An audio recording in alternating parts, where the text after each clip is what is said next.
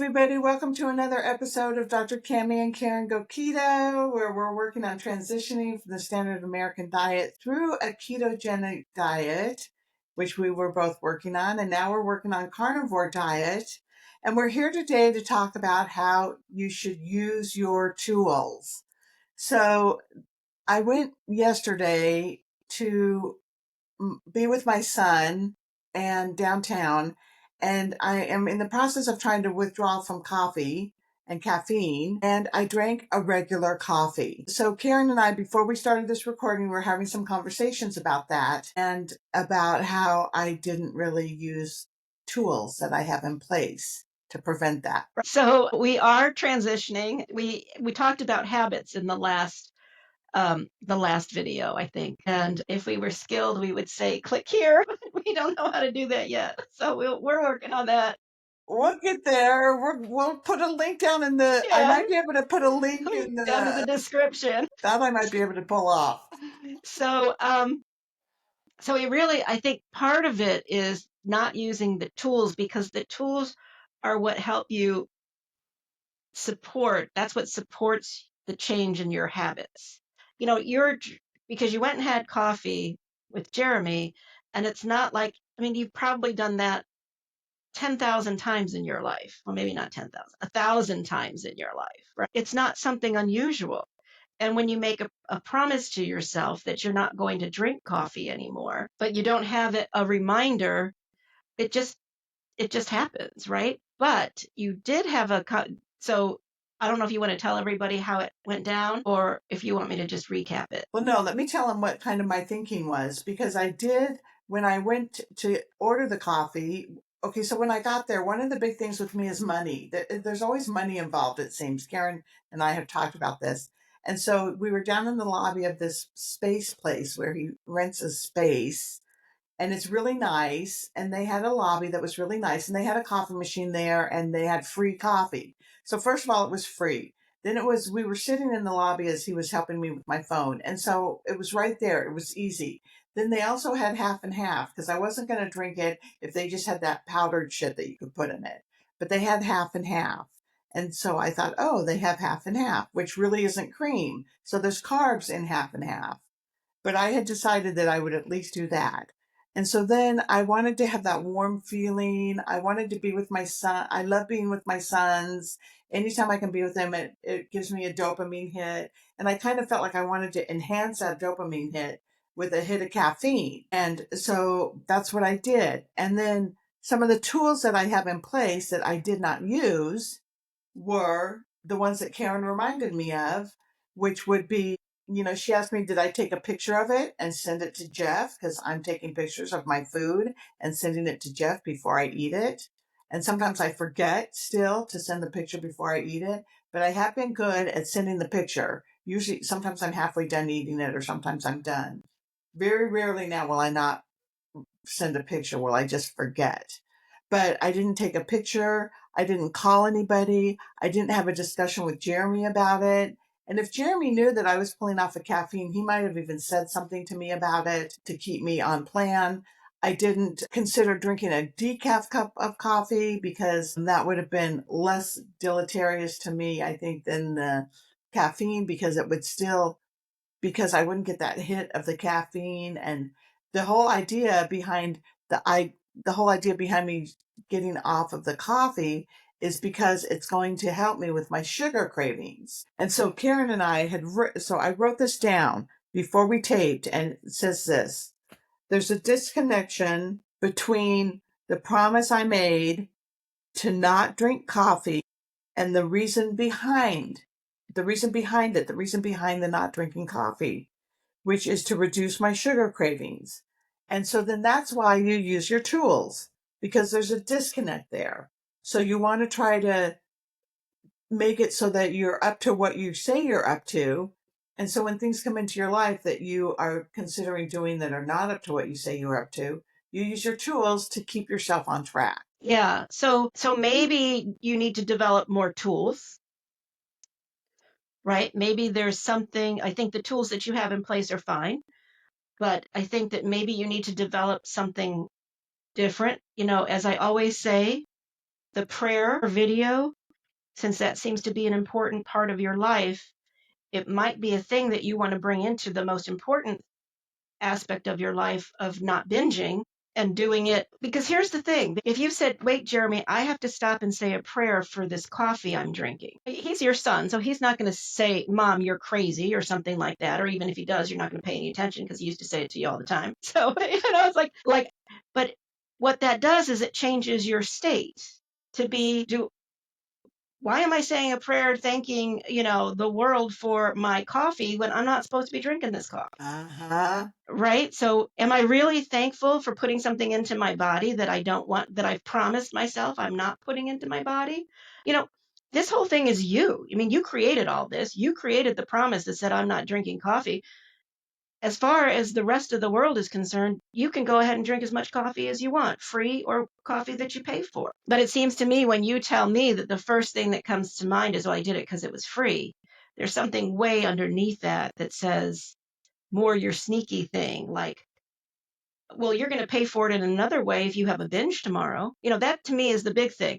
If the cut the sugar cravings, the purpose of cutting the sugar cravings is because you don't want to binge. You always talk about how you get to 21, 24 days without a binge and then you binge.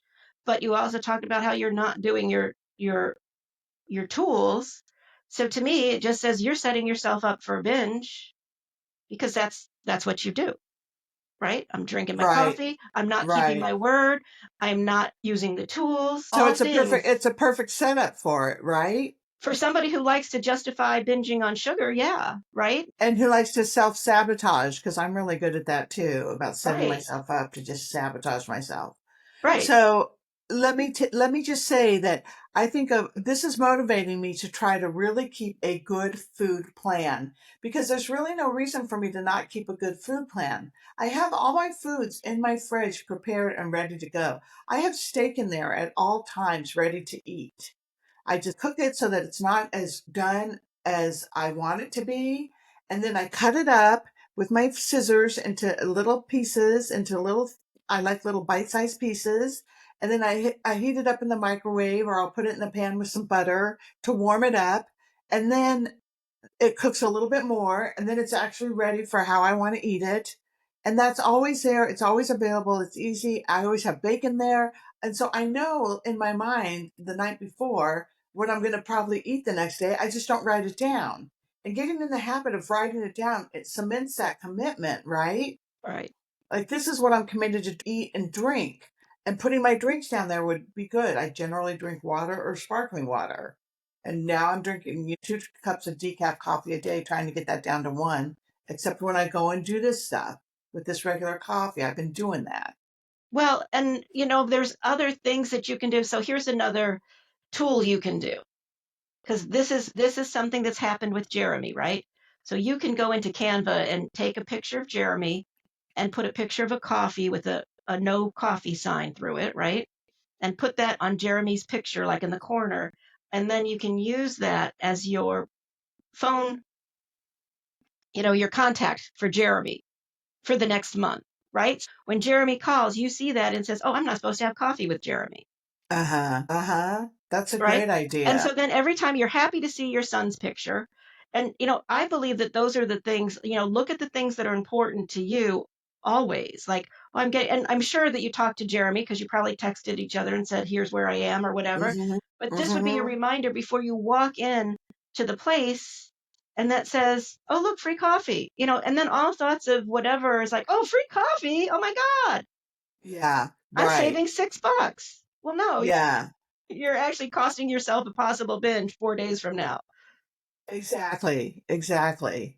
And the other thing too that I can do better is reach out to people, because I tend to reach out to people when I know I'm getting into trouble, or when trouble seems to be coming, or when trouble is a possibility. Like, I'll be going to I called somebody the other day before I went to a pool party, and I said, okay, I'm going to this pool party. It's a birthday party. They're going to have things there that I'm not going to eat or drink, and I'm not going to eat or drink that. I have my own food in my backpack. I know they have a microwave there, so I can heat it up. And, I did end up eating some toppings off of a pizza, which had a little bit of tomato sauce on it, right? You're going to have a little bit of that tomato sauce. There was cheese and then pepperoni, And so I ate cheese, which was dairy.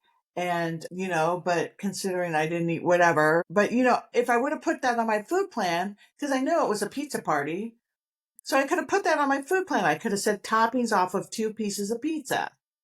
And then that even solidifies the food plan that you have and makes you feel like you're, doing well and rewards you for staying on your plan. And then, most days it's going to be steak and butter and eggs and bacon. All right. So you said you could, like calling somebody when you know there might be trouble. And I think Hmm. that that's a very incredible and powerful tool to be using. But for you, it doesn't always work because that you make up a story when somebody doesn't get back to you or when somebody's not there, right? So that's one Well, thing. no, my plan is that I just keep calling. I keep But calling till I get somebody. okay, but you didn't even see trouble brewing when you were meeting Jeremy. Right. So to Well, put that, no, I could have if I would have thought about it because he asked me. He said, "Are we just going to get coffee or go eat?" Or he said, "What are we going to do?" And I said, "No, we're just going to meet in the lobby." okay, But I know there's a coffee shop right next door to the lobby. so, but none of that was an indicator that there was trouble brewing. Huh, no pun intended. So I think coffee still brews. Anyway, what I'm saying is when you put it off to somebody else being there as opposed to something being right there, that's why the journal, the food plan, the taking the pictures, that's all on you, right? I see. That's Like, all don't. your responsibility, not somebody Uh-huh. else's responsibility to stop you or somebody else's responsibility to throw you a life preserver or Got somebody it. else's what if your phone is not charged, right? So now you're saying I can't call anybody, I can't, excuse me, I can't send a picture to Jeff, but Or you go also ahead. said talking to somebody helps. And you were talking to your son. And as far as I'm concerned, he is somebody. So maybe the conversation there is, look, I blame you for letting me drink that coffee, and it's on you from now on. So if you don't stop me from drinking coffee, it's on you, Jeremy. And I don't want to drink coffee because I don't want to have food cravings, sugar cravings especially, because I don't want to binge. Because they all know that about you, right? Both of your Right. boys But know I that. don't do that. I don't put it on other people. Yes, you do. That's why you call them and you say I'm going to call him until I'm in trouble. So this is your conversation with him so he can go, Mom, you ain't putting this on me. If you want coffee, that's on you, but not on me. Right? Well, That's the no, conversation. let's have a conversation about that because that's not the way I see it. When I call somebody else, I see it as me being in action to do something that's going to support myself. And the people that I call understand that. They understand that I am calling them not to put it on them that whether or not I'm successful or not, but to just reinforce what I'm doing for myself. Yes, but the activity of you calling them is putting it on them, right? Because that gives them the opportunity to say, you should drink that coffee, Cammy. Now you can tell me they're never going to say that, but you don't know what the future holds. No, they're never going to say that. No, I'm saying you don't know. You can say that, but you don't know. Well, I What wouldn't I'm call somebody who's going to say that. I call No, people you who don't I know. know are going to say, "What do you need to do to take care of yourself?" That's what they say. No, because you told me that Jeff once just said okay. You texted him food or something and he said okay, right? Oh, no, Because that's different than a phone call. yeah, but what I'm saying is this conversation that you have with somebody who's on the other end of your phone is different than a conversation that you have with one of your family members that's right in front of you. Right, right. So if you I tell could have him, enrolled Jeremy. I could have enrolled Jeremy right, if because you tell him the importance of you not drinking coffee, he would definitely support you. And if you make him feel like it's on him, he's going to call you out on it, right? He's going to say, right, "Wait a yeah, minute." yeah, yeah. Well, and the other thing I was going to say was I could pray, right? I mean, if I really believe in the power of prayer, I could put it on God. Well, but that's the thing. That's when you like shake it up in front of Jeremy and say, I've got to say a prayer because I'm drinking this coffee and I'm supposed to say a prayer in front of all the food that I put in my mouth. And he Uh-huh. might just say, well, what do you mean? Are you not drinking coffee? But this way you have the conversation with him. I don't want to drink coffee because the important thing for him to know is you don't want to binge anymore. That Right. you're doing something for yourself and it only supports your family in a better way to have him enrolled in what you're up to as well and Absolutely. not to keep it from him because in a Right. way you are putting it on him. I was meeting with Jeremy and I was feeling good and I wanted to feel even better. Right, Because if right, my mother said that to me and she was going to binge the next day, I would just say, well, Mom, then we can't get together again until you get this binge thing under control because I don't want to be the catalyst of that. right. You know, Jeremy and I went to eat once. This was quite a few months ago, and I was just starting to get with carnivore. That's when I was dabbling. Remember, we did the 10-day challenge, Hmm. and out of those 10 days, there was like a 3-day period where I ate carnivore for 3 days in a row and started to really feel really great and have all these benefits. And we went out to eat for lunch together, and I was telling him I was eating carnivore, and then he looks at me and he goes, "Well, Mom, you just ate a salad before your meat." And I had eaten salad before my meat, and I didn't even realize that that wasn't carnivore because I'm thinking, no sugar, no flour, no caffeine, because that's what I go to. That's my go-to first. Don't eat those things first. Then you can start taking other things out. So, and he's very aware and very supportive. Both of my sons are that way for sure. I'm very lucky that way. Yeah, if they hear that you're not binging, they will be dancing jigs on the street. Yes, yes. And hopefully that means weight loss coming eventually. You always got to pin it on that, don't you, Cammy? I do. I do. I gotta dangle it onto something. All right, well, follow us up in our next video when we talk about how Cammy dangles things on everything. All right, everybody. We'll see you in the next video. Bye. Bye.